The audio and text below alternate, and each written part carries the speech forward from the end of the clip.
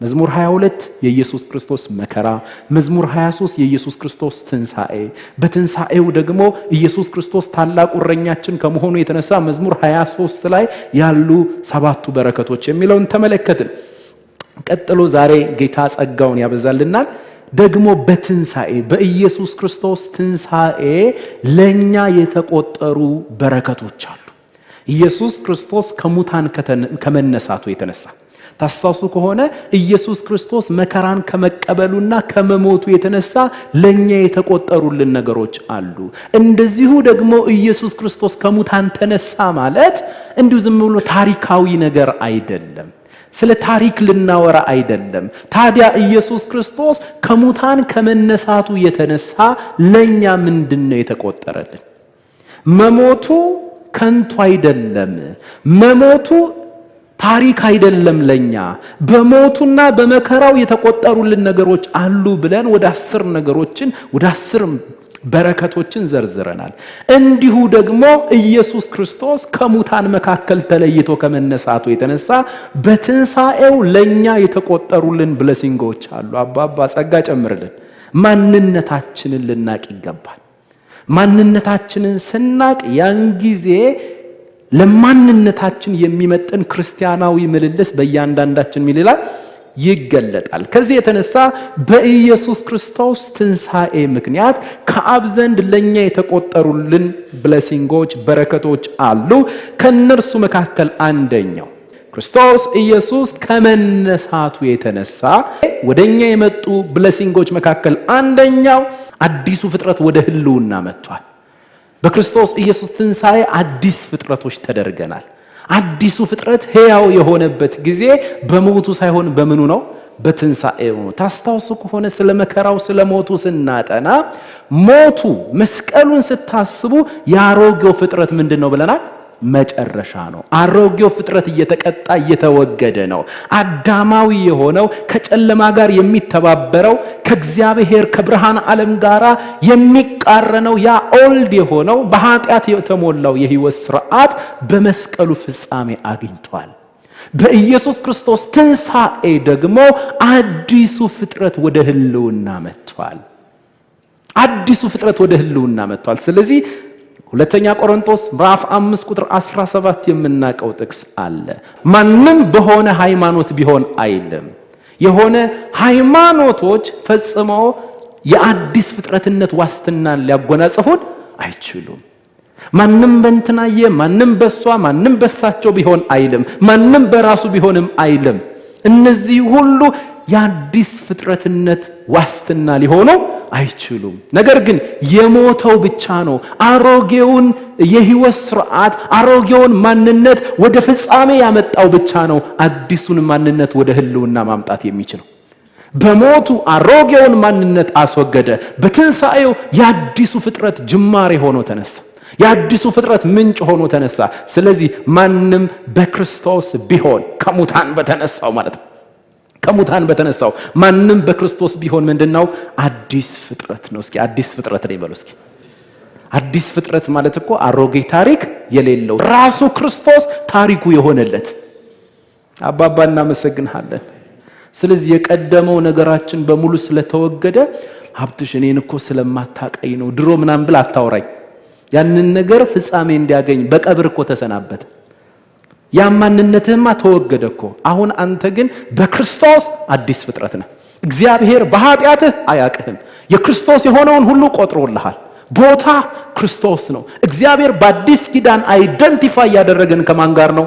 ከክርስቶስ ጋር ነው። ያንተ ነገር የሚሰላው ከማን ጋር ነው? ከክርስቶስ ጋር ነው። ስለዚህ አዲስ ፍጥረት ማለት ጥቅስ ብቻ አይደለም። አዲስ ፍጥረት ማለት ታሪኩ ማን የሆነለት? ክርስቶስ። ሰማይ በማን ልክ የተቀበለው? በክርስቶስ ልክ የተቀበለው። ሰማይ በክርስቶስ ልክ የተቀበለው። አባባ እናመሰግናለን። እንዲገባን በደንብ ቃልህን ግለጥልን ፕሊዝ። ስለዚህ ማንም በክርስቶስ ቢሆን አዲስ ፍጥረት ነው ካረ በኋላ አሮጌው ነገር ምን ብሏል? አልፏል። የት ላይ ነው ያለፈው? መስቀል ላይ ተቀጥቶ አልፏል። በሞቱ ፍጻሜ አግኝቷል። እነሆ ሁሉ ምን ሆኗል? አዲስ ሆኗል። ሁሉ አዲስ የሆነው በምንድን ነው? ከሙታን በተነሳው በትንሣኤ በኢየሱስ በክርስቶስ ትንሣኤ። ስለዚህ አዲስ። እስኪ አሜን። ሁለተኛ ኢየሱስ ክርስቶስ ከሙታን በመነሳቱ ምክንያት ከተቆጠሩልን በረከቶች መካከል ሁለተኛው የእግዚአብሔር አብ ልጆችና የኢየሱስ ክርስቶስ ታናናሽ ወንድሞች ተደርገናል። ዋው! ኢየሱስ ክርስቶስ ወደ ውርደት ውስጥ የመጣው በመከራ ውስጥ በሞት ውስጥ የመጣው በትንሣኤ ብዙ ልጆችን ወደ ምን ሊያመጣ ነው? ወደ ክብር ሊያመጣ። ብዙ ልጆችን ወደ ክብር ሊያመጣ እርሱ በምን ውስጥ አለፈ?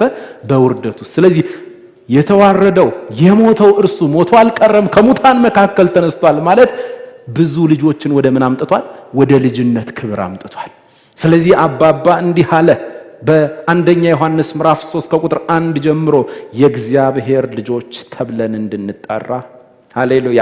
የእግዚአብሔር ልጆች ተብለን አባባ እንኳን የማያፍርብህ የእርሱ ልጅ ነህ። የእርሱ ልጅ ተብለህ ትጠራለህ። አላፈረብህም። ሂሳብ ተከፍሏል። ኢየሱስ አስደስቶታል። የኃጢአት የዕድሜ ዘመን ሂሳብ ስለተከፈለልህ በልጁ ልጁ አደረገ። በተወዳጅ ልጁ ተወዳጅ ልጆች አደረገን። አባባ እናመሰግንሃለን። ስለዚህ የእግዚአብሔር ልጆች ተብለን እንድንጠራ አባት አትረፍርፎ ያፈሰሰልን ፍቅር ምንኛ ታላቅ ነው። እንዲሁም ነን ይላል። አየህ፣ ብዙ ግራ የሚያጋባ ነገር አለ ካንተ ጋር በተያያዘ።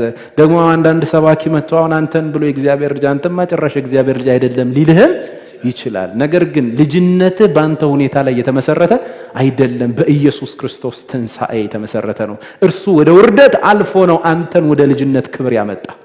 አባባ እናመሰግንሃለን። ስለዚህ በእምነት በኩል ይላል ገላትያ፣ አሁን በእምነት በኩል ሁላችሁ በክርስቶስ ኢየሱስ የማ ልጆች ናችሁ? የእግዚአብሔር ልጆች። ገላትያ ምዕራፍ 3 ከቁጥር 26 ጀምሮ በእምነት በኩል በክርስቶስ አማካኝነት ሁላችሁ የማ ልጆች ናችሁ? የእግዚአብሔር ልጆች። ልጁ ወደ ገዛ ወገኖቹ መጣ፣ ጌታ ኢየሱስ ክርስቶስ። የገዛ ወገኖቹ የተባሉት እስራኤላውያን ሊያምኑበትና ሊቀበሉት አልቻሉም። ለተቀበሉት ሁሉ ግን በስሙ ለሚያምኑት ለነርሱ የእግዚአብሔር ልጆች ሆኑ ዘንድ ስልጣንን ወይም መብትን ሰጣቸው። እነርሱም ከራሱ ከእግዚአብሔር ተወለዱ እንጂ ከስጋና ከደም ወይም ከወንድ ፈቃድ ምን አላሉ? አልተወለዱም። ስለዚህ የእግዚአብሔር አብ ልጆች ናችሁ። የእግዚአብሔር ልጆች ናችሁ። ማይ ጋድ! የመለኮት ልጆች በክርስቶስ በኩል የወለዳችሁ በትንሣኤው በኩል ህልውናን የሰጠን አባባ እናመሰግንሃለን። ቀጥሎ በኢየሱስ ክርስቶስ ትንሣኤ ምክንያት በኢየሱስ ክርስቶስ ከሙታን መነሳት ምክንያት ከተቆጠሩልን በረከቶች መካከል አንዱ የኢየሱስ ክርስቶስ ትንሣኤ ጽድቃችን የተረጋገጠበትና በእግዚአብሔር ፊት ኃጢአት አልባ ሆነን መቆም የምንችልበትን ጸጋ የተካፈልንበት ነው። አያችሁ፣ የኢየሱስ ክርስቶስ ትንሣኤ በእግዚአብሔር አብ ፊት ጽድቃችን ምን ያለበት ነው? የተረጋገጠበት። ቀጥሎስ በፊቱ አሁንም ኃጢአት የሌለን እንከን አልባ ሆነን በፊቱ መቆም የምንችልበትን ድፍረት ያገኘንበት ነው። ሮሜ ምዕራፍ 4 ከቁጥር 23 ጀምሮ ተቆጠረለት የሚል ቋንቋ ከቁጥር 1 ጀምሮ ይጠቀምና ተቆጠረለት የሚለው ግን ለአብርሃም ብቻ የተጻፈ አይደለም። አብርሃም ብለህ እንዳትቆም። የሚገርም እኮ ነው። አብርሃም ብለህ ስለ አብርሃም ብቻ እያወራ አይደለም። መጨረሻ ላይ ወደ ማን ሊያመጣው ነው ነገሩን? ወደኛ ሊያመጣው ስለሆነ ለምሳሌ ቦታው ላይ ብንሄድ ጥሩ ነው። ሮሜ ምዕራፍ 4 ቁጥር 23 ቁጥር 22 ስለዚህ ደግሞ ጽድቅ ሆኖ ተቆጠረለት ለማን? ለአብርሃም። ነገር ግን አለ። አያችሁ፣ ከላይ ያለው የዘረዘርኩት ነገር በምሳሌ የተጠቀምኩት ነገር በሙሉ አብርሃም እንዲሁ ዝም ብዬ እንደ ምሳሌ ለማንሳት ፈልጌ አይደለም። ተቆጠረለት የሚለው ቋንቋ ለእርሱ ብቻ ሳይሆን ነገሩ ወደ ማን ሊመጣ ነው? ወደኛ ሊመጣ ስለሆነ ስለዚህ ደግሞ ጽድቅ ሆኖ ተቆጠረለት። ነገር ግን ተቆጠረለት የሚለው ቃል ስለ እርሱ ብቻ የተጻፈ አይደለም፣ ስለ እኛም ነው እንጂ። ሃሌሉያ! ስለዚህ በወንጌል ሃይማኖት ውስጥ ወይም በወንጌል እምነት ውስጥ ጽድቅ ይቆጠርልሃል እንጂ ምን አትልም?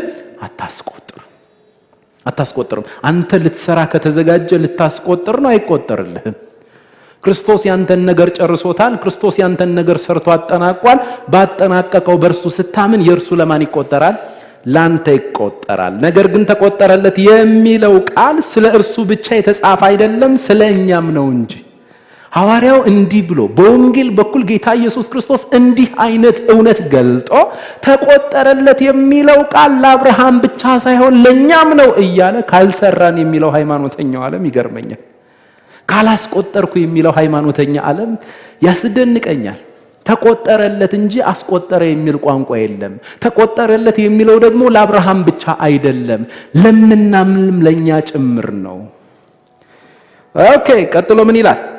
ቁጥር 24 እንዴት ሆኖ ነው የሚቆጠርልን ለኛ?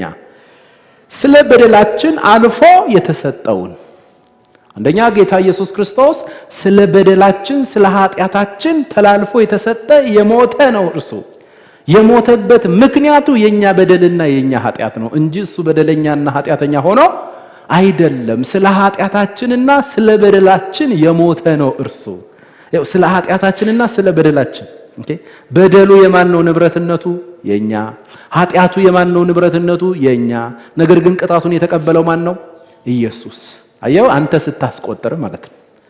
አንተ ስታስቆጥር፣ ካላስቆጠርኩ ካልክ የምታስቆጥረው የተመዘገበልህ ነገር በሙሉ ምን ይላል? በደልና ኃጢአት ይባላል። ስለዚህ ያንተን በደልና ኃጢአት በሚመለከት ማን ሂሳብ ከፈለልህ? ኢየሱስ ከፈለልህ። በባለፈው አንድ ነገር ብያችሁ ነበር። እኔ የዘራሁትን ማን አጨደ? ኢየሱስ። እኛ ደግሞ ከኃጢአትና ከበደል ውጭ ምንም የዘራነው ነገር የለም። ኃጢአትና በደልን የዘራነው ያንን እኛ የዘራነውን ነገር እያለቀሰ እያነባ እርቃኑን ሆኖ በመከራ ውስጥ አልፎ ያጨደው ማን ነው? እስከ ሞት ድረስ ሄዶ ያጨደው ማን ነው? ኢየሱስ። እኔ የዘራሁትን ኢየሱስ አጨደ። እኛ የዘራነውን ኢየሱስ አጨደ። እርሱ የዘራውን ደግሞ ማን ሊያጭድ ነው? በተራው። ሃሌሉያ። እሱ ደግሞ በምንድን ነው የሚገለጠው? በትንሣኤ። ትንሣኤ ማለት ኢየሱስ የዘራውን ያጨድክበት፣ የእርሱ የሆነው በረከት በሙሉ ወደ አንተ እንደ ጎርፍ ሆኖ የመጣበት። ማንነታችንን ካለማወቃችን የተነሳ እኮ ነው ብዙ ቅዱሳን ክርስቲያኖች ግራ እየተጋቡ ያሉት። አንተ የዘራሃውንማ መከራን እንደ ጎርፍ ሆኖ መጥቶበት እያለቀሰ ከጌቴሴማኒ አትክልቱ ስፍራ ጀምሮ ተፈጸመ ብሎ ራሱን አሳልፎ እስኪሰጥ ድረስ ያለፈባቸው መከራዎች፣ ለቅሶዎች፣ ልብሱን መገፈፉ፣ ራቁቱን መሆኑ፣ መገረፉ፣ ተሳልቀውበታል፣ ቀልደውበታል። መስቀል መሸከም እስኪያቅተው ድረስ ደም ፈሶታል። መስቀል መሸከም አቅቶት በየቦታው ይወድቅ ነበር። ይሄንን ሁሉ ስታስብ እንደ ፊልም አድርገህ እንደ ታሪክ አድርገህ እንዳታስበው። አንተ የዘራሃውን እርሱ እግር በእግር ምን እያለ ነበር? እያጨደ ነበር። ያ ለቅሶ የማን ለቅሶ ነው? ያንተ ለቅሶ። አንተ ማልቀስ የሚገባህ ለቅሶ ነው። ያ ራቁትነት የኔ ቦታ ያንተ ቦታ ነው። ያ ግርፋት የኔ ቦታ ያንተ ቦታ ነው። የሆነውን ሁሉ በመከራ ውስጥ ሲያልፍ ማንን ወክሎ? በማ ቦታ? ስለማን ነው? ስለኛ ነው። ምሕረትና እውነት ተሳሳሙ። እግዚአብሔር ጻድቅ ከመሆኑ የተነሳ ኃጢአትን ሊታገስ አይችልም። ፍቅር ከመሆኑ የተነሳ ደግሞ ላንተ ምሕረት ማድረግ ፈልጓል። ስለዚህ ምሕረትና እውነት መስቀል ላይ ተሳሳሙ። ኢየሱስ ያንተን ቦታ ወሰደ፣ አንተ የኢየሱስን ቦታ ወሰድክ። ዋው! ምን አይነት ድንቅ ስራ ነው የተሰራው! ቅዱሳን፣ የኢየሱስ ክርስቶስ ትንሣኤ ካመጡልን በረከቶች መካከል አራተኛ የኢየሱስ ክርስቶስ ትንሣኤ ለኛ ከክርስቶስ ጋር ሕይወት ያገኘንበትና የአካሉ ክፍሎች የሆንበት members of his body የእርሱ የአካሉ ምን ክፍሎች። እንዴት የክርስቶስ ኢየሱስን ሕይወት አገኘን? እርሱ ከሙታን ምን ሲል ሲነሳ። ይህንን ኤፌሶን ምዕራፍ 2 ከቁጥር 3 ጀምሮ ኤፌሶን ምዕራፍ 2 ከቁጥር 3 ጀምሮ በኃጢአታችንና በበደላችን ሙታን እንደነበርን ከፍጥረታችን የቁጣ ልጆች ዘረዘረና ቁጥር 3 ላይ በእነዚህም ልጆች መካከል እኛ ሁላችን ብሎ ደግሞ አይሁዶች ምን እንደሆኑ ተናገረ። ቁጥር 4 ነገር ግን አየው፣ ከቁጥር 1 ጀምሮ እስከ 3 ድረስ የኛ ነገር ተዘረዘረና ነገር ግን የሚል ቋንቋ ከገባ ከላይ ያለው በስንት ሊባዛ ነው? በዜሮ ሊባዛ ነው። ነገር ግን የኔና የናንተ ነገር ከቀደመ ከቁጥር 1 ጀምሮ እስከ ቁጥር 3 ድረስ እኔ ማለት ከፈለክ ማንበብ ትችላለህ። የምታነበው ግን ከቁጥር 1 ጀምሮ እስከ 3 ድረስ ነው። ከቁጥር 1 ጀምሮ እስከ 3 ድረስ ያለው ደግሞ ምንም የሚያስመካ ነገር የለውም። በኃጢአታችንና በበደላችን ሙታን፣ እኛን የሚመለከት ጥቅስ በክርስቶስ ከማመናችን በፊት እኔ የሚል ሰው ካለ ይሄው እንጠቅስልታለን። በበደላችሁና በኃጢአታችሁ ሙታን ነበራችሁ። በዚህ ዓለም እንዳለው ኑሮ በማይታዘዙ ልጆች ላይ አሁን ለሚሰራው መንፈስ አለቃ እንደሆነው በአየር ላይ ስልጣን እንዳለው አለቃ ፈቃድ በፊት ተመላለሳችሁ። በእናንተ ላይ ስልጣን የነበረው ዲያብሎስ ነበረ። በኃጢአታችሁና በበደላችሁ ሙታን ነበረ። ይሄ የሚያስመካ ነው? የሚያስመካ አይደለም እኮ።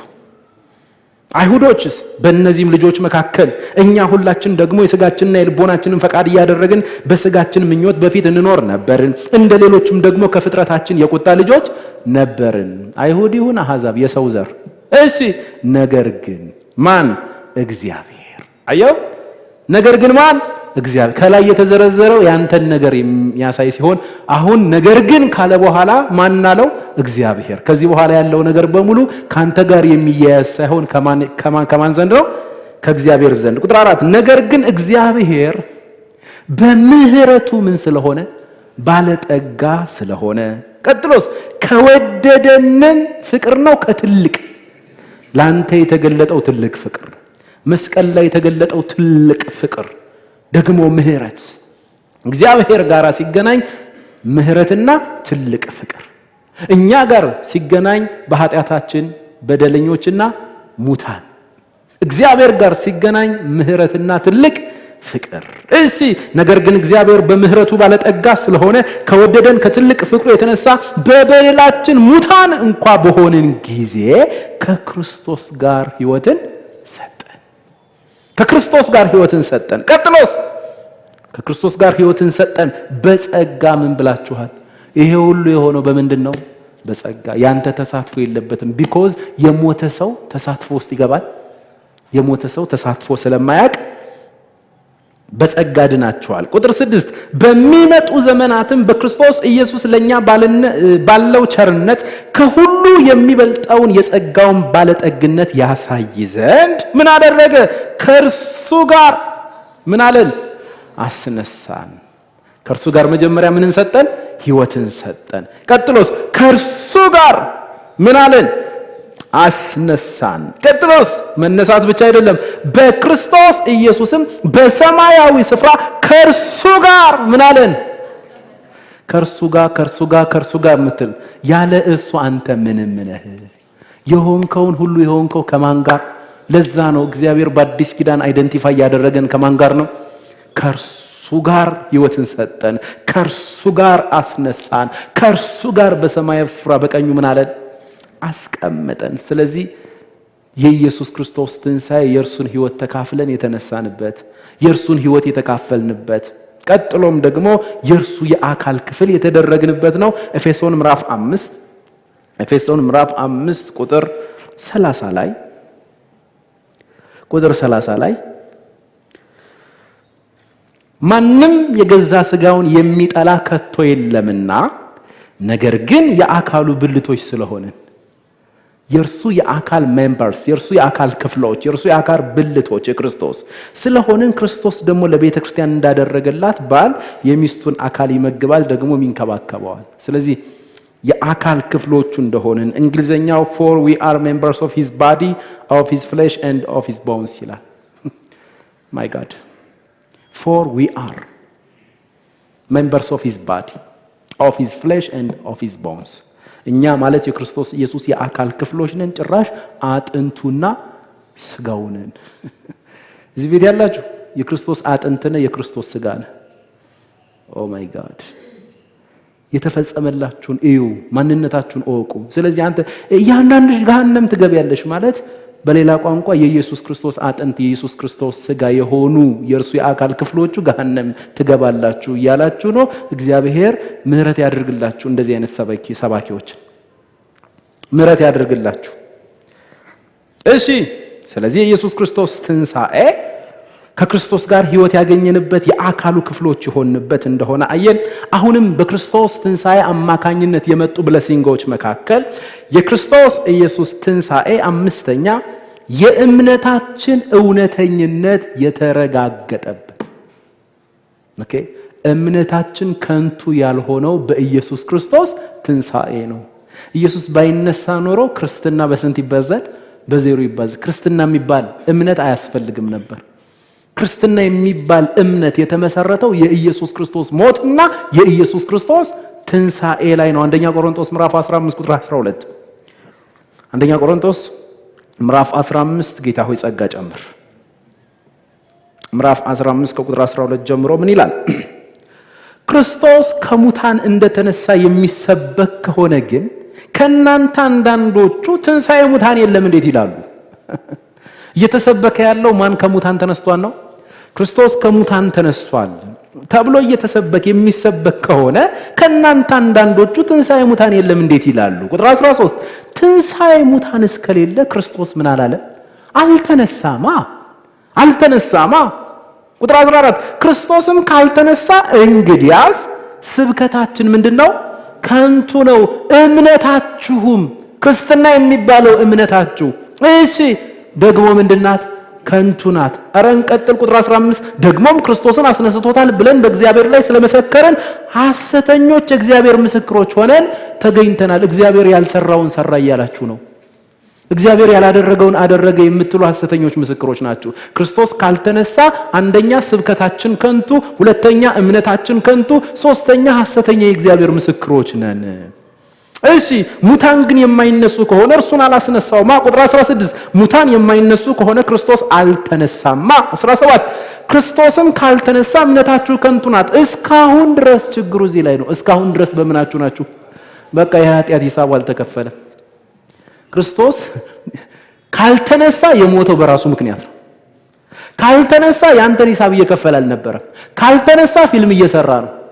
ካልተነሳ ችግር አለበት። ኦኬ ከተነሳ ግን ችግር ስለሌለበት ነው። ከተነሳ በራሱ ምክንያት አይደለም። ከተነሳ ሕግጋትን ስለፈጸመ ነው። ከተነሳ ሕጉ ራሱ በህይወት እንዲኖር ምን ስላለለት ነው? ስለፈቀደለት ነው። ኦ ማይ ጋድ ክርስቶስ ካልተነሳ እሺ ቁጥር 18 እንግዲያስ በክርስቶስ ያንቀላፉት ደግሞ ጠፍተዋል። ትንሣኤ ሙታን እያልን መሰባበክ የለብንም። በቃ ጠፍተዋል። ነገር ግን ክርስቶስ ካልተነሳ ስብከታችሁ ከንቱ፣ እምነታችሁ ከንቱ፣ አሁንም በኃጢአታችሁ ናችሁ። ማን ካልተነሳ? ክርስቶስ ካልተነሳ። እንቀይረው። ክርስቶስ ከተነሳ ግን ስብከታችን ምን አይደለም? ከንቱ አይደለም። ክርስቶስ ተነስቷል። እምነታችን ምን አይደለም? ከንቱ አይደለም። ክርስቶስ ተነስቷል። እግዚአብሔር በኃጢአታችን አያቀንም። እስኪ እግዚአብሔር በኃጢአት አያቀኝም በሉ እስኪ። አባባ እናመሰግናለን። ምንኛ መታደል ነው ቅዱሳን። እሺ ክርስቶስ ካልተነሳ አሁንም አንድ ብለሲንግ አለ መጨረሻ ላይ። በስጋ የተለዩን የምንወዳቸው ቅዱሳን አልጠፉም፣ አሁንም ሕያው ናቸው፣ ተስፋ አላቸው። በትንሣኤ አካል ምን ይላሉ?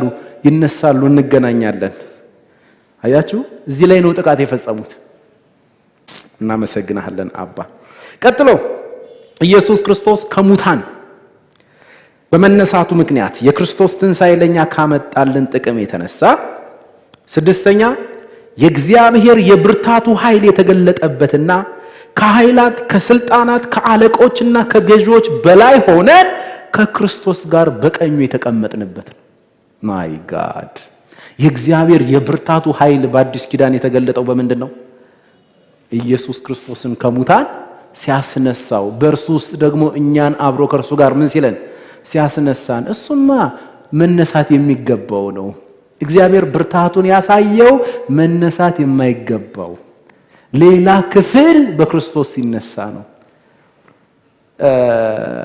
አንደኛ ነገሥት መጽሐፍ ላይ ታስታውሳላችሁ? ነገሥት መጽሐፍ ላይ አባባ ወይ ኢየሱስ ስም እናመሰግናለን።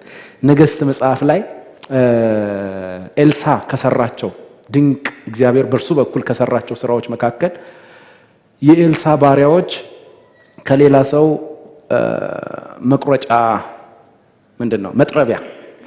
መጥረቢያ ወስደው ሊቆርጡበት ሲሉ መጥረቢያው ምን ውስጥ ገባ? ብረቱ ውሃ ውስጥ ገባ። ጌታ ሆይ ሰር እያሉ ወደ እርሱ ሄዱና መጥረቢያው ከውሃ ውስጥ ሰጠመብን ሲሉ እርጥብ እንጨት አምጧል። እርጥብ እንጨት ጫነበታል። እርጥብ እንጨት ቆርጠው ሲጥሉ ያኛው ምን አለ? ተንሳፈፈ፣ ይሄኛው ገባ። አየው፣ መንሳፈፍ የሚገባው ሰጥሞ መስጠም የሚገባው ከተንሳፈፈ ያ ያንተ ታሪክ ነው። ያንተ ታሪክ ነው። እኔ እናንተ በኃጢአታችን ምክንያት በዛው መቅረት ነበረብን። ነገር ግን ንጹሑ ባንተ ቦታ ገባ፣ ንጹሑ በእኛ ቦታ ገባ። እኛ በትንሣኤ ተንሳፈፍን፣ በአባባ በቀኙ ተቀመጥን። ይሄ ሁሉ ለምን ሆነ? የጸጋው ክብር ይመሰገን ዘንድ። አባባ ይዋር በቃ ሆሊ ምትገርም ነህ አባባ።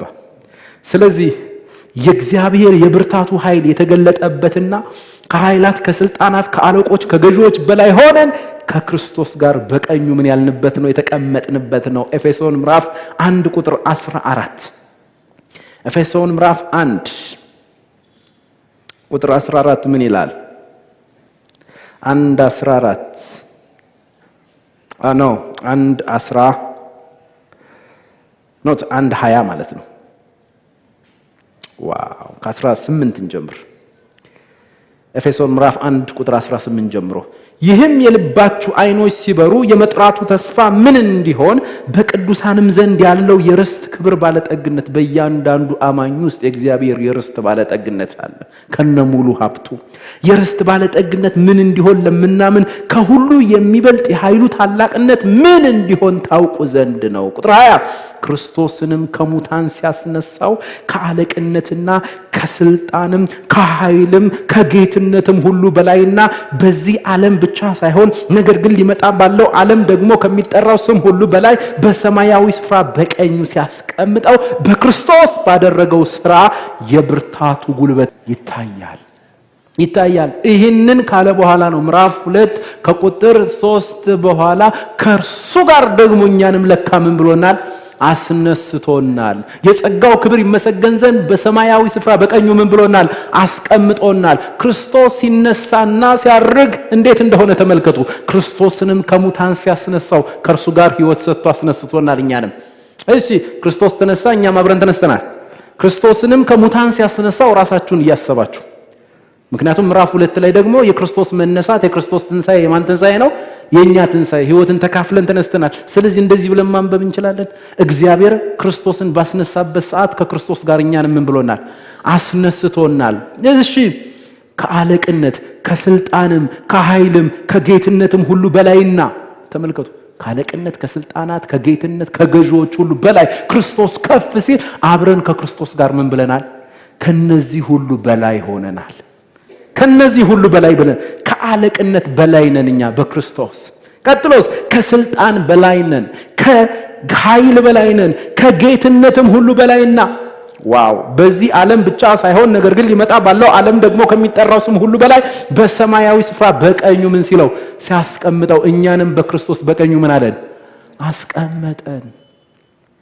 አሁን እኛ በክርስቶስ ከአለቅነት ከስልጣን ከኃይልም ከጌትነት ሁሉ በላይ ሆነናል። እና ታዲያ ምንድነው ጴንጤው ተሰብስቦ እሁድ ጌታን ማምለክ ሲገባው ለ45 ደቂቃ ለ1 ሰዓት ከዚያም በላይ ለሆነ ዝም ብሎ ይዋጋል? ዝም ብሎ ማያውቀውን ሁሉ አንድ ሰው አስታውሳለሁ በቃ ወደ 350 ምናምን ስም አውቃለሁ አለ። የአጋንንቶችን ስም የኢየሱስን ስም ያን ያህል ያውቀው አላውቅም። ከ300 በላይ ስም ሰጥቶኛል ይላል። የተጠራው 365 አጋንንትም ቢሆን ከኛ እግር ላይደርስብን ከኃይላት ከስልጣናት ከገዢዎች ከጌትነት ሁሉ በላይ ሆነን በክርስቶስ በሰማያዊው ዓለም አይደለም እርኩሳን መናፍስቶች ናቸውና እኛ ያለንበት ቦታ የእግዚአብሔር መላእክቶች መድረስ እንደማይችሉ ታውቃለህ። ገብርኤል ቀኙ አካባቢ መጥቶ ትንሽ ላርፍ ፈልጌ ነው ብሎ መቀመጥ ይችላል? ፈጽሞ ይኸው ቀኙ አካባቢ አይደለም። እግዚአብሔር ማንም ሊቀርበው በማይችል ታላቅ ብርሃን ተሰውሮ ይኖራል። ዋው! ኢሳይያስ ደግሞ ሲያመልኩት እንዴት እንደሆነ አመላለካቸው አሳየን። 6 ክንፍ አላቸው አለ። አየው 6 ክንፍ አላቸው። በሁለቱ ይበራሉ፣ በሁለቱ ፊታቸውን ይሸፍናሉ፣ በሁለቱ እግራቸውን ሸፍነው ቅዱስ ቅዱስ አይተውት ሁሉ አያውቁም እኮ አምላካቸውን ያዩት ባንተ ምክንያት እንደሆነ ታውቃለህ። ባንተ ምክንያት ካለበት ከፍታ በባህሪው አምላክ ሆኖ ሳለ መተካከል እንደመቀማት ሳይቆጥር የባሪያን መልክ ይዞ ራሱን አዋርዶ በምስሉ እንደ ሰው ተገኝቶ ዝቅ ብሎ ቃል ምን ሆነ? ስጋ ሆነ። ያን ጊዜ በተወለደበት ሰዓት የእግዚአብሔር መላእክቶች መጥተው ምን አሉት? ሰገዱለት። ይገርማል። ይገርማል። አይተነው አናውቅ። ይደንቃል በአንተ ምክንያት። ስለዚህ ውለታ አለባቸው ማለት ነው። ውለታ አለባቸው። በደንብ ነው የሚጠብቁን። ባይዘው በደንብ ነው የሚጠብቁን። በአንተ ምክንያት ነው አምላካቸውን ያዩት። ኦኬ። ያኔ ሲጥር ሲጣጣር የእግዚአብሔር መልአክ መጥቶ ምን አለው ይላል? አበረታው ይላል። መላእክትም ያገለግሉት ነበር። በማን ምክንያት? ስለዚህ አባባ እናመሰግናለን። እነዚህ መላእክቶች ራሱ የማይደርስበት ቦታ ውስጥ ነው የገባኸው። ተው እንደዚህ ይሄ ዝም ብሎ እርኩስ መናፍስቱን ተው፣ ዝም ብሎ የጨለማ ዓለም ሰራዊቱን ተው። መስቀል ላይ ድል የተነሱትን፣ መስቀል ላይ ሽባ ያደረጋቸውን፣ መስቀል ላይ ካታርጆ ያደረጋቸውን፣ መስቀል ላይ ዲዜብል ያደረጋቸውን ተዋቸው። የጨለማውን ዓለም ተው። የብርሃን ዓለም መላእክቶች አንተ የገባህበት ቦታ ላይ መድረስ አይችሉም። ራስን ተቀበል። በክርስቶስ ማን እንደሆንክ እወቅ። ግን አንተ እንደዚህ አይነት ቦታ ውስጥ እንድትገባ፣ እንደዚህ አይነት የእግዚአብሔር ልጅ እንድትሆን ሂሳብ የከፈለ ክፈላል። የሞተና ምን ያላለ የተነሳለ። ስለዚህ ከነዚህ ሁሉ በላይ ሆነን በቀኙ ተቀምጠናል። ትንሣኤው ካመጣልን ጥቅሞች መካከል አሁንም የጌታ ኢየሱስ ክርስቶስ ትንሣኤ ካመጣልን ጥቅም መካከል ወይም ከተገኙ በረከቶች መካከል የኢየሱስ ክርስቶስ ትንሣኤ በመንፈስና በስጋ የተባረክንበት ነው። ዋው! መስቀሉ እርግማናችን ኔጌቲቭ ነገር በሙሉ ምን ያለበት ነው? የተወሰደበት። ትንሣኤው ደግሞ በመንፈስ እና ደግሞም በስጋ የተባረክንበት ነው። እሺ ምን ማለት ነው? ለምሳሌ ኤፌሶን ምዕራፍ 1 ቁጥር 3 ላይ መንፈሳዊ በረከትን በሚመለከት በክርስቶስ ይላል። መጀመሪያ በክርስቶስ በሰማያዊ ስፍራ በመንፈሳዊ በረከት ሁሉ ምን ያለን? የባረከን የጌታችን የኢየሱስ ክርስቶስ አምላክና አባት ምን ይበል? የባረከን ማለት you are blessed። እግዚአብሔር ባርኮ ጨርሷል። ከሱ ጋር ሐዋርያው ጴጥሮስ አንድ ቃል ይናገራል። ሁለተኛ ጴጥሮስ ላይ ሄዱልኝ እስኪ። አይ ቲንክ ሶ ሁለተኛ ጴጥሮስ ምዕራፍ 1 ቁጥር 2 ጀምሮ የመለኮቱ ኃይል the divine power የእግዚአብሔር ኃይል ከዚህ ኃይል ጋራ ፈጽሞ ፍጥረት ዩኒቨርስ ላይ ያለ ደግሞም ምድር ላይ ያለ መንፈስ ዓለም ላይ ያለ የትኛውን ፍጥረት ከዚህ ኃይል በታች ነው። the divine power የመለኮቱ ኃይል በገዛ ክብሩና በበጎነቱ የጠራንን በማወቅ ለሕይወትና እግዚአብሔርን ለመምሰል የሚሆነው ነገር ሁሉ ምን ስላለን በቃ አይሰጥህም። ከዚህ በኋላ የመለኮቱ ኃይል በገዛ ክብሩና በበጎነቱ የጠራን እርሱን በማወቅ ለሕይወትና ለእውነተኛ መንፈሳዊነት ይለዋል አዲሱ መደበኛ ትርጉም። ለእውነተኛ መንፈሳዊነት የሚያስፈልገውን ነገር ሁሉ ሰጥቶናል ይላል። ከዚህ በኋላ ታዲያ የተሰጠን ግለጠው እንጂ የተሰጠን ኤክስፒሪየንስ አድርገው በቃ ፈጽሞ ከዚህ በኋላ እግዚአብሔር ምንም ነገር አይሰጥህም። በብሌሲንግ አቅጣጫ እግዚአብሔር ባርኮ ያለውን ሰጥቶ ባርኮ ከጨረሰ 2000 ዓመት ሆኖታል። ተባርከሃል። ያንን በረከትህን አንቀሳቀስ። እንዳልተባረከ ሰው አትሁን። ለዚያ ነው ማንነቱን የማያውቅ ሰው እግዚአብሔር በክርስቶስ ኢየሱስ እንደባረከው እግዚአብሔር በክርስቶስ ኢየሱስ ይህንንና ያንን እንዳደረገለት የማያውቅ ሰው ሁሉ በሞላበት ድግስ ቤት ውስጥ በረሃብ የሚሞትን ሰው ይመስላል። ሁሉ በሞላበት ድግስ ቤት ውስጥ ተቀምጦ ተቆራምዶ ነው የሚወጣው የሚገባው። ይህ ሰውዬ ችግሩ ምንድን ነው? ያለማወቅ ችግር። ብዙ ጊዜ በብሉይ ኪዳንም የእስራኤል ሕዝብ ችግራቸው ምንድን ነው? የእግዚአብሔር ሕዝብ የጾም ጸሎት፣ የአምልኮ እጥረት ነው ወይስ የእውቀት? ሕዝቤ እውቀት ከማጣቱ የተነሳ ምን ብሏል? ጠፍቷል። ያየውለትን ሕይወት የጠራሁትን እና ይመላለስበት ዘንድ የፈቀድኩለትን የሕይወት ስርዓት ኤክስፒሪየንስ እያደረገ አይደለም። እኛም ደግሞ ስንጠራ የተጠራንበት ዓላማ አለ። እግዚአብሔር በክርስቶስ ኢየሱስ ማን እንዳደረጋችሁ ወቁ። የእናንተ ምልልስ በምናችሁ ላይ ይመሰረታል መሰላችሁ? በእውቀታችሁ ላይ። ያኔ መንፈስ ቅዱስ እውቀትህን ነው የሚጠቀመው። አለበለዚያ ታስቸግራለህ። ነፍስ እውቀት ትፈልጋለች። ነፍስ እውቀት የሌለባት ትሆን ዘንድ ፈቃድ አይደለም ብሏል። ነፍስ ስለማንነት እየተረዳች ስትመጣ ወደ መንፈስ ዓለም ሽፍት ታደርጋለች። ያን ጊዜ መንፈስ ቅዱስ ባወከው ማንነትን በተረዳ ቁጥር ከመንፈስ በኩል በነፍስ በኩል ክሮስ አድርጎ የሰማይ የሕይወት ስርዓት በስጋህ ይገለጣል። አባባ እናመሰግንሃለን። ስለዚህ በሰማያዊ ስፍራ በመንፈሳዊ በረከት ሁሉ ምን ብለናል? እንባረካለን፣ ተባርከናል። እስኪ ብሩክ ነኝ በሉ። እስኪ ብለስድ ነኝ፣ በክርስቶስ ተባርኬያለሁ። ዋው you are blessed። እሺ ቀጥሎ ኤፌሶን 1:3 ላይ ከዛ የተነሳ አሁን ተባርከናል። ስለ ምድራዊ ነገር በሙሉ አሁን እግዚአብሔር መዝሙር ላይ ታስታውሳላችሁ። በኢየሱስ ክርስቶስ ሞት ምክንያት በኢየሱስ ክርስቶስ እረኝነት ምክንያት መዝሙረኛው ዳዊት ምን አለ? ከፊት ለፊቴ ገበታ ምን ብሎልኛል? ተዘጋጅቶልኛል። ለመንፈስ ለነፍስ ለስጋ የሚያስፈልገው ነገር በሙሉ አልቋል። ካንተ የሚጠበቀውን ዝም ብለህ ስራ ጀምር።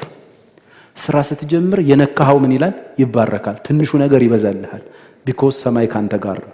ሰማይ ጨርሷል። ባይዘው ሰማይ ጨርሷል። በኢየሱስ ክርስቶስ ስም የነካችሁት ይባረክ። በኢየሱስ ስም ትንሹ ነገር ይብዛላችሁ። ሳቅ፣ ደስታ፣ ለምስጋና የሚሆነው ነገር ወደ እናንተ የፈጠነ ይሆን። ኢየሱስ ከሙታን ተነስቷል።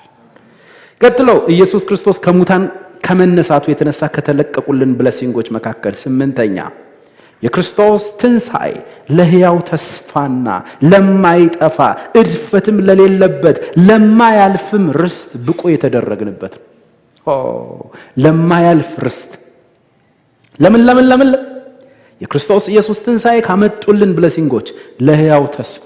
እኛ ግዑዝ ተስፋ አይደለም ያለን፣ ሕያው ተስፋ ነው ያለን። ለሕያው ተስፋ ቀጥሎስ የማይጠፋ እድፈት የሌለበት የማያልፍ ርስት። ለዚህ ርስት ብቁ የተደረግንበት ነው። አንደኛ ጴጥሮስ ምዕራፍ 1 ከቁጥር 3 ጀምሮ አንደኛ ጴጥሮስ ምዕራፍ 1 ከቁጥር 3 ጀምሮ ተመልከቱ ከኢየሱስ ክርስቶስ ትንሣኤ ጋር እንዴት እንደሚያገናኘው። ኢየሱስ ክርስቶስ ከሙታን በመነሳቱ፣ ከዚህ በኋላ ያለው ነገር በሙሉ ኢየሱስ ክርስቶስ ከሙታን በመነሳቱ ምክንያት ነው። እዚህ በኋላ የሚዘረዘረው ርስት የሚዘረዘረው ተስፋ እዚህ ጋር ያለው ብሌሲንግ ከምኑ ጋር ተያይዞ ነው የሚመጣው? ከትንሣኤው ጋር። ኢየሱስ ክርስቶስ ከሙታን በመነሳቱ ለሕያው ተስፋና ለማይጠፋ እድፈትም ለሌለበት ለማያልፍም ርስት እንደ ምሕረቱ ብዛት ሁለተኛ የወለደን የጌታችን የኢየሱስ ክርስቶስ አምላክና አባት ምን ይበል? በቃ ዝም ብለህ ይባረክ እያልክ ኑራ። አባባን ባርከው ዝም ብለህ። አንተ ግዑዝ ርስት አይደለም ያለህ፣ ሕያው ርስት ነው ያለ።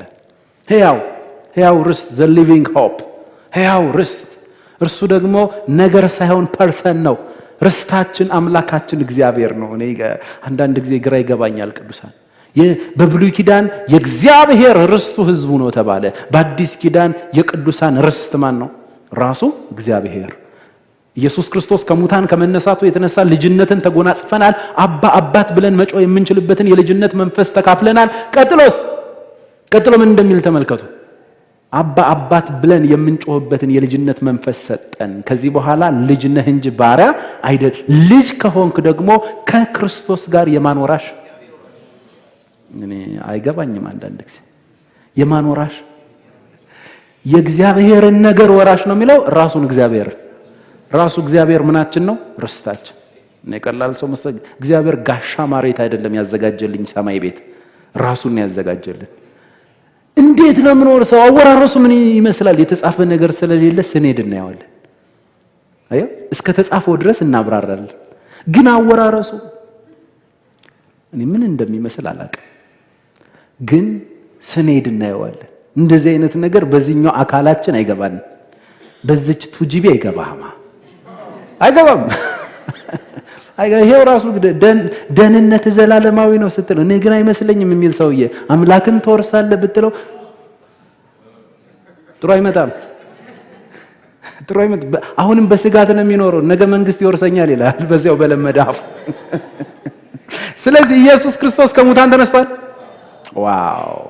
ኢየሱስ ክርስቶስ ከሙታን በመነሳቱ ምክንያት ለሕያው ተስፋና ለማይጠፋ ድፈትም ለሌለበት ለማያልፍም ርስት እንደ ምሕረቱ ብዛት። እንደምኑ ብዛት? እንደ ስራችን ሳይሆን እንደ ምሕረቱ ብዛት ሁለተኛ የወለደን የጌታችን የኢየሱስ ክርስቶስ አምላክና አባት ምን ይበል? ዋው! አባባ እናመሰግንሃለን። ስለዚህ ለኛ ሞቱም ትንሣኤውም ታሪክ አይደለም። ሞቱም ትንሣኤውም አንድ ሰሞን የተከናወነ ነገር አይደለም። ወደኛ ሲመጣ ፈጽመው ሌላ ትርጉም ነው ያለው። ቀጥሎ 9ኛ ላይ የኢየሱስ ክርስቶስ ትንሣኤ በጠላት ኃይል ሁሉ ላይ ስልጣን የተቀበልንበት ነው። በጠላት ኃይል ሁሉ ላይ እዚህ ቤት ያለን ሁላችን በጨለማ በጠላት በሰይጣንና በአጋንንቶች ሁሉ ላይ በክርስቶስ ምንን ተጎናጽፈናል? ስልጣን። ታስታውሱ ከሆነ ግብጽ ላይ እስራኤላውያን በባርነት ቀንበር በነበሩበት ጊዜ ሙሴ ካደረጋቸው ተአምራቶች መካከል አንዱ በትሩን እጁ ላይ ያለችውን በትር ወደ ምድር ሲጥላት ምን ሆነች? እባብ ሆነች። ከእጁን የወደቀችው ከላይ ነው የተጣለችው። እባብ ደግሞ ምንን የሚወክል ነው? ኃጢአትን። ለምሳሌ ዮሐንስ ወንጌል ምዕራፍ 3 ቁጥር 15 ላይ ሙሴ በምድረ በዳ ምንን እንደሰቀለ እባብን እንደሰቀለ እንዲሁ በእርሱ የሚያምን ሁሉ የዘላለም ሕይወት እንዲኖረው እንጂ እንዳይጠፋ የሰው ልጅ ይሰቀል ዘንድ ይገባዋል። ምን ሆኖ ነው የሚሰቀለው? እኛ በእርሱ ሆነን የእግዚአብሔር ጽድቅ እንድንሆን ኃጢአት ያላወቀውን እርሱን ስለኛ ምን ያደርገዋል? ኃጢአት ያደርገዋል። ጴጥሮስም ደግሞ ኃጢአታችንን በእንጨት ላይ ምን አለ ይላል? ተሸከመ ይላል። ተመልከቱ። ስለዚህ እባብ ሁልጊዜም ከምን ጋር ነው የሚገናኘው? ከኃጢአት ጋር። ስለዚህ ሙሴ እጅ ላይ ከፍ ብላ የነበረችው ምን አለች?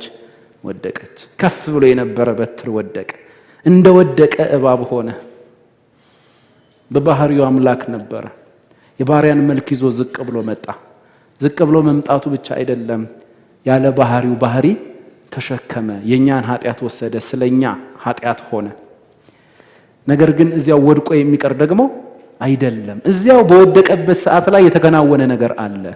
የግብጽ ጠንቋዮች በሙሉ እንደሱ በትራቸውን እባብ ሲያደርጉ፣ የሙሴ በትር ግን የሁሉን ሰዎች እባብ በትሮቻ ወደ እባብነት የተቀየረችውን በትር ምናል ዋጠችው ይላል። ምን ማለት ነው? የዓለምን ሁሉ ኃጢአት የሚያስወግድ የማበግ የእግዚአብሔር በግ። እንዴት ድንቅ ነው! ከዛስ ወድቆ አልቀረም። የሚገርመው ነገር ሙሴ በትሩን ሲያነሳ ሙሴም የእግዚአብሔርን በትር አነሳ ይላል። ሞቶ የሚቀር አይደለም፣ ከሙታን መካከል ምን የሚል ነው? የሚነሳ። ሙሴ ከዛ በኋላ በተመላለሰበት በሄደበትና ታምራት በተፈጸመበት ቦታ ሁሉ የሚያደርገውን ሁሉ የሚያደርገው በዛች በትር ነው። ባህር የከፈለው፣ አለቱ ተመቶ ውሃ የወጣው እያንዳንዱ ቢኮዝ ስልጣን ነው የያዘው ማለት ነው። ስልጣን አንቲታይፕነቱ ደግሞ ከሙታን መካከል ምን ያለው ነው? የተነሳው። ተመልከቱ። ስለዚህ ኢየሱስ ክርስቶስ ከሙታን መካከል ሲነሳ ማቴዎስ ወንጌል ምዕራፍ 28 ከቁጥር 18 ጀምሮ ምን አለ? ስልጣን ሁሉ በሰማይና በምድር ለኔ ተሰጠኝ፣ እንግዲህ ሂዱ ብሎ ስልጣኑን ወደ ማን ያጋባዋል? ወደኛ። እንዲሁ ደግሞ ሉቃስ ምዕራፍ 10 ላይ እባቡንና ጊንጡን ትረጋግጡ ዘንድ በጠላት ሁሉ ላይ ምን እንሰጥቻቸዋለሁ? ያ ስልጣን ነው ወደኛ የመጣው። ወደ ቤተ ክርስቲያን የመጣው የክርስቶስ ስልጣን ነው።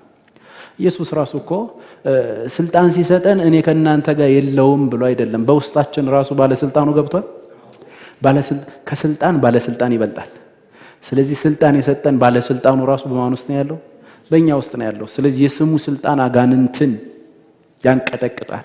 የስሙ ስልጣን በበሽታ ውስጥ ጤናን ይሰጣል። የስሙ ስልጣን ጨለማውን ገፎ ብርሃን ያደርጋል።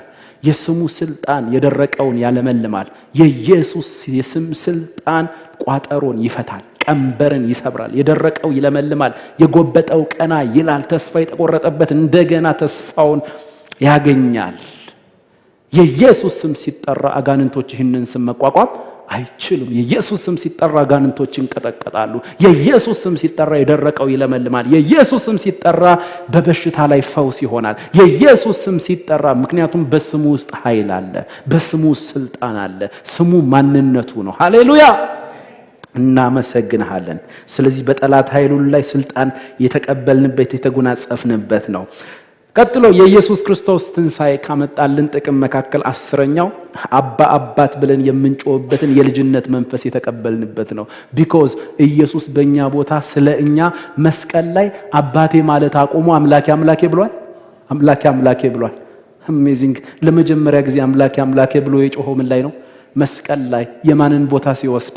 ያንተን ቦታ። ኃጢአት ሲሸከም ስለኛ ኃጢአት ሲሆን ያኔ አምላኬ አምላኬ ስለምን ተውከኝ አለ። አባቴ አባቴ ሲል የነበረው አምላኬ አምላኬ ካለ አንተ አምላኬን ብለህ የማታውቀው ማን ልትል ነው? አባቴ ልትል ነው። ምክንያቱም አደራችሁን የእስራኤል ሕዝብ ነው አምላኬ አምላኬ ሲሉ የነበሩት። እኛ እግዚአብሔር ምናችን ይሁን ምንም እናውቀው ነገር የለም። አሕዛብ ወደ ገዛ መንገዳቸው ይሄዱ ዘንድ ተዋቸው ስለተባለ ያገኘነውን ሁሉ አምላኬ እንላለን። ትልቅ ወንዝ ካገኘ የዚህ ወንዝ አምላክ አለ ብለህ ዝም ብለህ ትሰግዳለህ። በግ ከነ ሕይወቱ ውሃ ውስጥ ትጥላለህ። ዛፍ ካየ አይ በጣም ትልቅ ዛፍ ነው ከሌሎች የተለየበት የሆነ ምክንያት አለው አምላኬ፣ ከዚህ ዛፍ ጀርባ የሆነ ነገር አለ ብለህ ተራራ ካየ አምላኬ አምላኬ ያገኘውን ሁሉ እኮ ነው አሕዛብ የሚሰግደው እኮ ያገኘው። ይሄንን ቼክ ለማድረግ ዝም ብለህ አፍሪካ ጫካ ውስጥ እኮ ናሽናል ጂኦግራፊ ለመግባት ነው ከበው ምናምን ነገር ኦኬ ከበው ሳት አንድደው የሚሉ አላየህም እንዴ? አምልኮ እኮ ነው ይፈጽሙት አምልኮ ነው እየፈጸሙ ያሉት። ስለዚህ አንተ ያንተ አያቶች እንደዛ ነበሩ አይደለም እንዴ? መጽሐፉ እንደዛ ነው የሚለን እኮ አሕዛብ ወደ ገዛ መንገዳቸው ይሄዱ ዘንድ ተዋቸው። ስለዚህ እግዚአብሔርን እንኳን አምላኬ ብለን የማናቀነን ማለት ነው። የአሕዛብ አባቶች እግዚአብሔር ላንዳቸውም ለአሕዛብ አባቶች ተናግሮ አያውቅም። ዕብራውያንን ስናጠና በጣም መጠንቀቅ አለብን። ዕብራውያን ምዕራፍ 1 ቁጥር 1 ላይ ብዙ ልጆችና ቼክ ብናደርግ ይሳሳታሉ። ለምን? እግዚአብሔር ከጥንት ጀምሮ ለአባቶቻችን ይላል አይደለም። ስታነበው ለአባቶቻችን የሚለው ቦታ ላይ ስደርስ ለእስራኤል አባቶች ብለን ማንበብ በቅንፍ ውስጥ እንጂ ያንተ አባቶች አይደሉም። ምናልባት በእምነት አባቶች ሊሆኑ ይችላሉ። በስጋ ግን የማን አባቶች ናቸው? የእስራኤል አባቶች ናቸው። አየህ። ስለዚህ አምላኬ አምላኬ እንኳን አይደለም አባቴ አባቴ። እኛ ከአሕዛብ የመጣን ቅዱሳን ከአሕዛብ ዓለም የመጣን አባቴ አባቴ አይደለም። በአዲስ ኪዳን አይደለም አባቴ አባቴ አይደለም። አምላኬ አምላኬ የማለት እድል እንኳን አልነበረንም። ምንም የሚያመጻድቅ ነገር እኛ ሰፈር የለም። ባክግራውንድ ወደ 3-4 ቢቆጠር ወደ ኋላ በቃ ይሁን ያገኙትን ነው የሚያመልኩት፣ ላገኙት ነው የሚሰግዱት። በቃ የኑሮ ዘይቤያቸው ሁሉ የተመታ በቃ 6 ሚስት ይኖራቸዋል። ከ6ቱ ወደ 26 ይወልዳሉ። በቃ ብዙ ተባዙ በእነሱ ላይ ነው የሰራው። ኦኬ በሕጉ ዘመን እንኳን አምላኬ አምላኬ ማለት ስልጣን ወይም ደግሞ እድል አላገኙም። ተው አባቴ አባቴ። እሺ ኢየሱስ ግን አባቴ አባቴ ይል የነበረው በእኛ ቦታ ገብቶ አምላኬ አምላኬ ብሎ ጮኸ። አምላኬ አምላኬ ብሎ ከመጮሁ የተነሳ መስቀል ላይ በትንሣኤ እኛ አባቴ አባቴ ብሎ ሲጮህ የነበረው የእርሱ መንፈስ በእያንዳንዳችን ውስጥ ገባ። ምን ብለን እንድንጮህ? አባት እንድንል። ይከብዳል። አምላኬ ከማለት ዘሎ አባቴ ማለት ለዛ እኮ ነው አሁን እኮ ብዙ ሰው የሚከብደው። እስራኤላውያን ባይዘወይ እግዚአብሔር ምናችን ነው እያሉ ነው የሚኖሩት? አምላካችን። ስለዚህ ከአምላክነት ወደ አባትነት ጥሩ ነው። እኛ እኮ ቀጥታ አምላክነትን ዘለን ነው አባቴ ማለት የጀመርነው። እግዚአብሔር ይመስገን። በማስራ በክርስቶስ ስራ። ለዛ ነው ሮሜ ምዕራፍ 8 ከቁጥር 14 ጀምሮ እስከ 17 ምን ይላል? አባባ እባክህ ጸጋ ጨምርልን። ምዕራፍ 8 ከቁጥር 14 ጀምሮ በእግዚአብሔር መንፈስ የሚመሩ ሁሉ እነዚህ የበሰሉ የእግዚአብሔር ልጆች ናቸው። ሕዮስ የሚለውን ስለሚጠቀመው ግሪኩ ቁጥር 15 አባት ብለን የምንጮህበትን የልጅነት መንፈስ ተቀበላችሁ እንጂ እንደገና ለፍርሃት የባርነትን መንፈስ አልተቀበላችሁምና። ቁጥር 16 የእግዚአብሔር ልጆች መሆናችንን ደግሞ ያ መንፈስ ቅዱስ ራሱ ለዳነው መንፈሳችን ከመንፈሳችን ጋር ምን ይላል? ይመሰክራል። ቁጥር 17 ልጆች ከሆንን ወራሾች ደግሞ ነን፣ ማለት የእግዚአብሔር ወራሾች ነን። ዋው! ስለዚህ ቁጥር 15 አባት ብለን የምንጮህበትን የልጅነት መንፈስ። ይሄ የልጅነት መንፈስ አባት ብለን ከመጮሃችን በፊት ማን ውስጥ ሆኖ ሲጮህ የነበር ነው? ገላትያ ምዕራፍ 4 ቁጥር 6 ላይ ልጆችም ስለሆናችሁ እግዚአብሔር አባት ብሎ የሚጮህ የምኑ መንፈስ? የልጁ መንፈስ በልጁ በኢየሱስ ክርስቶስ ውስጥ ሆኖ አባ ብሎ ሲጮህ ነበረ። አሁን ወደኛ ሲመጣ የልጁ መንፈስ የልጅነት መንፈስ ሆነልን። ኦ ማይ ጋድ! የልጁ መንፈስ ነው የልጅነት መንፈስ የሆነልን። ልጁ ውስጥ በነበረበት ጊዜ አባ ብሎ እንዲጮህ አድርጎታል። አሁን እኛ ጋር ሲመጣ ደግሞ አባ ብለን ነው የሰራዊት ጌታ አባ አባ ብለን እንድንጮህ አድርጎናል። ስለዚህ እስኪ ዝም ብላችሁ ቅዱሳን እዚህ ቤት ደግሞ ብዙ ተማምረናልና ዝም ብላችሁ አባ አባ አባ አባቴ አባኮ አባቢ አባ አባ አባቢ እያላችሁ ጸልዩ። እስኪ ለአንድ ሳምንት እስኪ ይሄንን አባ የሚለውን አንደበታችንን እናስለምደው እስኪ እውነት ቢኮዝ እሱ ራሱ ምን ተብለን እንድንጠራለት ነው የፈለገው? የእግዚአብሔር ልጆች። እኛ ደግሞ እሱን እንድንጠራው የልጁን መንፈስ በውስጣችን ልኮ ምን በሉኝ አለ? አባ በሉኝ። ምክንያቱም በኢየሱስ ክርስቶስ ሞትና ትንሣኤ ፋሚሊ ነው የተፈጠረው። እግዚአብሔር አባት የሆነበት እኛ ደግሞ ተወዳጅ ልጆች ሆን የአባትነትና የልጅነት ፌሎሺፕ ነው የተጀመረው። እናመሰግናለን። ደግሞ ይሄ ልጅነትና አባትነት ፋሚሊ ዘላለማዊ ነው። እሺ ቀጥሎ በኢየሱስ ክርስቶስ ከሙታን መነሳት በትንሣኤው አማካኝነት ወደኛ ከመጡ ጥቅሞች መካከል 11ኛ እኛ ሁላችን የመንፈስ ቅዱስ ቤተ መቅደስ የሆንበት፣ የተስፋውን መንፈስ የተቀበልንበት፣ ቅባቱን የተቀበልንበት፣ በመንፈሱ የተጠመቅንበትና እንደገና በመንፈሱ የታተምንበት ነው። ዋው! ለዚያም ነው ሐዋርያት ሥራ ምዕራፍ 2 ከቁጥር 32 እስከ 33 ይህን ኢየሱስን እግዚአብሔር ከሙታን አስነሳው፣ ወደ ክብር ከፍ ከፍ አድርጎ አስቀመጠውና ኢየሱስ ክርስቶስም የተስፋውን መንፈስ ከአባቱ ተቀብሎ ምን አለው ይላል? አፈሰሰው። ከባለ 50 ቀን ቤተክርስቲያን ወደ ህልውና ከመጣችበት ከበርዝ ዴቷ ጀምሮ ይሄው መንፈስ ቅዱስ ዳግም በተወለዱ አማኞች ውስጥ ነው። መንፈስ ቅዱስን ተቀብለናል። ስለዚህ ከዚህ በኋላ ምን አንልም? መንፈስ ቅዱስን አንቀበልም። መንፈስ ቅዱስን ተቀብላችኋል? መንፈስ ቅዱስን አንቀበልም። ቀጥሎስ ቅባቱን ተቀብላችኋል? ከቅዱሱ ከኢየሱስ የነበረውን ቅባት ተቀብለናል። yes ቀጥሎስ በመንፈስ ቅዱስ ተጠምቀናል። የክርስቶስ አካል እንሆን ዘንድ በመንፈስ ቅዱስ ክርስቶስ አጥምቆናል። የአካሉ ክፍል ሆነናል። ቀጥሎ በመንፈስ ቅዱስ ታትመናል። ለቤዛ ቀን ምን ያላችሁበትን ይላል? የታተማችሁበትን። ኤፌሶን ምዕራፍ 1 ቁጥር 13 ላይ እናንተ የወንጌልን እውነት ሰምታችሁ ደግሞ በክርስቶስ አምናችሁ በተስፋው መንፈስ በመንፈስ ቅዱስ ምን አላችሁ ይላል?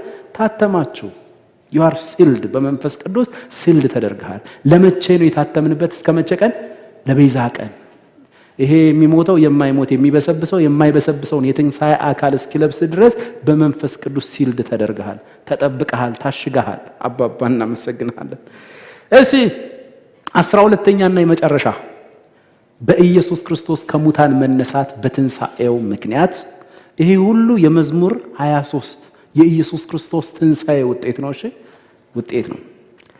እሺ በኢየሱስ ክርስቶስ ከሙታን መነሳት ምክንያት የኢየሱስ ክርስቶስ ትንሣኤ ለኛ ካመጡልን በረከቶች የከበረ አካል የምንቀዳጅበትና ለዘላለም ከጌታ ጋር የምንኖርበት ዋስትናችን የኢየሱስ ክርስቶስ ትንሣኤ ለዚህ ለአካላችን እንኳን ምንድነው? ተስፋ አለው። የከበረ አካል ከፊት ለፊት አለ። እኛስ ሀገራችን በሰማይ ነው። አድራሻው ሁሉ ተቀይሮልናል። እኛስ ሀገራችን በሰማይ ነው። በምድር ላይ ጅማ ላይ እኮ ለጊዜው ነው ያለን። አውሮፓን ብትሄድ ጊዜያዊ ነህ። አይ ጅማ ስለሆንኩ ነው ሀብትሽ ብትል እራሱ አሜሪካ ሆነህም አንተ ባዕድ ነህ። ኦኬ አሜሪካ ሆነህም አንተ አገር ቤት ነው። ኧረ ስላላየሃት ነው አሜሪካን እኮ ሀብትሽ። አገሬማ በቃ አሜሪካ ነው እንዳትል። አሜሪካም ሄደህ የሰው አገር ሰው ነህ አንተ። አገር በምንድን ነው? በሰማይ ነው። ኢትዮጵያ ውስጥ ስትሆን ብቻ ሀገሬ በሰማይ ነው የሚለው መዝሙር ሊመጣል የሚገባው ኢትዮጵያ ውስጥ ስትሆን ብቻ አይደለም። አሜሪካ ሄደክ አውሮፓ ሄደክ አገሬ በሰማይ ነው የሚለው መዝሙር ከዘመርክ አንተ ጸጋ በስቶልሃል። አብዛኛው ሰው ግን ኢትዮጵያም ውስጥ ሆኖ እኮ አገሬ ምድር ነው እያለ ነው አብዛኛው ሰውና ሀገራችን በሰማይ ነው። ከዛ የሚመጣ ደግሞ ምን አለ? መድኃኒት አለ። እርሱም ይህንን ስጋችንን የሚለውጠው የራሱን ክቡር ስጋ እንዲመስል የሚለውጠው ጌታችን ኢየሱስ ክርስቶስ ነው። ለዛ ነው ፊልጵስዩስ ምዕራፍ 3 ቁጥር 20 ላይ እኛስ አገራችን በሰማይ ነው፣ ከዚያ የሚመጣ መድኃኒትን እንጠብቃለን፣ እርሱም ኢየሱስ ክርስቶስ ነው። እርሱም ይህንን የተዋረደውን ስጋችንን የእርሱን ክቡር ስጋ እንዲመስል በራሱ አሰራር ምን ይለዋል? ይለውጠዋል። አባባ እናመሰግናለን። ስለዚህ የኢየሱስ ክርስቶስ ትንሣኤ የከበረ አካል የምንቀዳጅበትና ለዘላለም ከጌታ ጋር የምንኖርበት ዋስትናችን ነው። ኢየሱስ ከሙታን ተነስቷል። ስለዚህ የተባረከ ተስፋችን በቅርቡ ይመጣል። ይህንን የሚሞተውን ስጋችንን የማይሞት የሚበሰብሰውን የማይበሰብስ ከዚህ በኋላ ለቅሶ፣ ሐዘን፣ ስብራት የሌለበት የሕይወት ሥርዓት ተጎናጽፈን በሞት እንኳን ከተለዩን ቅዱሳን ጋር ተገናኝተን ጌታን ለማምለክ የምንነጠቅበት ተስፋ ከፊት ለፊታችን አለ። ይሄ ሁሉ የሆነው በኢየሱስ ክርስቶስ ትንሣኤ ነው። እርሱ በኩሩ አስቀድሞ ተነስቷል። የትንሣኤ በኩር ነው ይለዋል ኢየሱስን አንደኛ ቆሮንቶስ ምዕራፍ 15 ከቁጥር 20 ጀምሮ እስከ 23 ኢየሱስ ክርስቶስ እንደ በኩራት ነው። ቀጥሎ ደግሞ የእርሱ የሆኑት ይላል። ስለዚህ እንደ በኩራት ከሆነ በኩር ከሆነ ምኖች አሉ ማለት ነው? ተከታዮች አሉ። ስለዚህ በኩሩ ተነስቷል፣ ተረጋግጦልናል። እሱ ተነሳ ማለት በትንሣኤ አካል፣ ቀጥሎ እኛ መነሳታችን ግልጥ ነው። ከዚያም አልፎ መጽሐፍ ቅዱሱ የትንሣኤ አካል ለብሳችኋል እንደሚል ታውቃላችሁ። የትንሣኤ አካል ቢኮዝ ወደፊት የሚፈጸም እርግጠኛ ነገር ስለሆነ ኢየሱስ በኩሩ ስለተነሳ የትንሣኤ አካል ምን ብላችኋል ይላል? ኦልሬዲ ለብሳችኋል ይላል። በእግዚአብሔር አይን ሁሉ ነገር አልቋል። ቼክ እንዳታደርጉ አንተ የትንሣኤ አካል ምናምን ነገር እንዳትሉ። ገና ሳይሆን በክርስቶስ ሁሉን ነገር ምን ብሎታል? ጨርሶታል። ለምሳሌ አንድ ጥቅስ ብቻ እናንብብ። ሮሜ ምዕራፍ 8 ቁጥር 30 ላይ አስቀድሞ ያወቃቸው ምን አላቸው? ጠራቸው። የጠራቸውን አጸደቃቸው፣ ያጸደቃቸውን ደግሞ ያከብራቸዋል ነው። አከበራቸው። እዛ ቦታ ላይ መክበር የሚለው ግሎሪፊኬሽን ነው። የትንሣኤ አካል መጎናጸፍን ነው የሚያወራው። ስለዚህ አከበራቸው ነው የሚለው ከዘላለም ያወቃቸውን በክርስቶስ። ስለዚህ ከዘላለም የታወቀው በክርስቶስ ነው፣ የከበርከውም ደግሞ በኩር በሆነው በክርስቶስ ነው። እንዴት ገና የትንሣኤ አካል ሳንለብስ ነው እንዴ አከበራቸው የሚለው? እንዴት እንደዚህ ያደርጋል? በሌለህበት አይደል በክርስቶስ ከዘላለም የመረጠ በሌለ እንዲያውም የኛው እኮ ለማመን ይቀርባል። በሌለህበት ከዘላለም በክርስቶስ የመረጠህ ወደ ራሱ ከጠራህ ካጸደቀህና ወደ ራሱ ከሳበህ በኋላ በክርስቶስ ደግሞ በትንሣኤው ምን ብሎሃል? አክብሮሃል። ቢኮዝ ኢየሱስ ክርስቶስ የትንሣኤያችን ምንድነው? በኩር ነው። አባባ እናመሰግንሃለን። ስለዚህ ኢየሱስ ክርስቶስ ከሙታን ከመነሳቱ የተነሳ በባለፈው ምኑን ያየነው? በመከራው ምክንያት የመጡ ብለሲንጎች። ቀጥሎ ደግሞ ምዕራፍ 23 ላይ መዝሙር ደግሞ የኢየሱስ ክርስቶስን ትንሣኤ የሚያሳይ ስለሆነ ከዚያ የቀጠለ ክፍል ስለሆነ በኢየሱስ ክርስቶስ ከሙታን መነሳት በትንሣኤው ደግሞ ለኛ የመጡልን ብለሲንጎች ምን ይመስላሉ የሚለውን ነው። እነዚህን ይመስላሉ። ልካችን ክርስቶስ ነው። በክርስቶስ ትንሣኤ እነዚህን የመሰሉ ብለሲንጎች ተቆጥረውልናል። ጌታ ይመስገን። ኔክስት ላይ ደግሞ መዝሙር ምዕራፍ 24 የኢየሱስ ክርስቶስ ንግስና የሚለውን ደግሞ እንመለከታለን። እንጸልይ።